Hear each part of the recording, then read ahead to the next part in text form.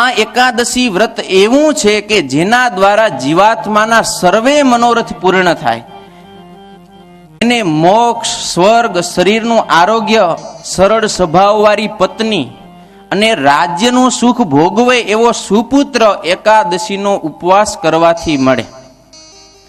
ગંગા, ગયા, કાશી, કુરુક્ષેત્ર, પુષ્કર, નર્મદા, યમુના આવી નદીઓ કે તીર્થ ક્ષેત્રો એ પણ આ એકાદશીના વ્રતની સમાન આવી શકતા નથી.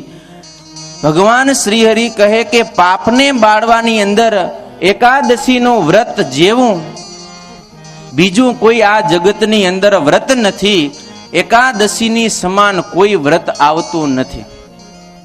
ઘણા આલોકની અંદર કંઈક દોષ થઈ જાય તો શનિવાર કરે, કોઈ સોમવાર કરે, મંગળવાર, ગુરુવાર, તો બધા વાર કોઈક ને કોઈક કરતા હશે ને.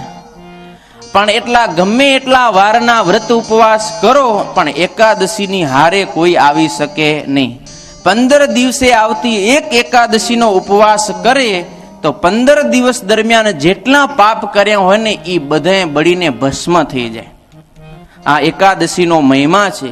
દશૈવ માતૃકે પક્ષે તથૈવ દશ પિતૃકે પ્રિયાયા દશ ચાત્માનામ પુરુષાનુદરેત સચ. ભગવાન શ્રી હરિ કહે કે હે સંતો, હે ભક્તો, એકાદશીનું વિધિ પૂર્વક જો કોઈ વ્રત કરે તો એ પોતાની માતાના કુળના 10 પેઢી, પિતાના કુળની 10 પેઢી, પત્નીના કુળની 10 પેઢી અને સ્વયં પોતાનો ઉદ્ધાર કરે છે. વિચાર કરો ભક્તો, એક એકાદશી વ્રતનો કેટલો અદ્ભુત મહિમા છે. એટલે એકાદશીની સમાન આ ત્રિલોકીની અંદર કોઈ વ્રત નથી. ભગવાન શ્રી હરિ કહે કે હે સંતો, હે ભક્તો, આ પૃથ્વી ઉપર હરેક પ્રકારના જે કંઈ પાપ છે ને એ પાપને બાળવા માટે આ એકાદશી છે અગ્નિની સમાન છે. પાપ છે ને એ જ અગ્નિનું ઈંધણ છે, એનો ભક્ષણ કરે છે.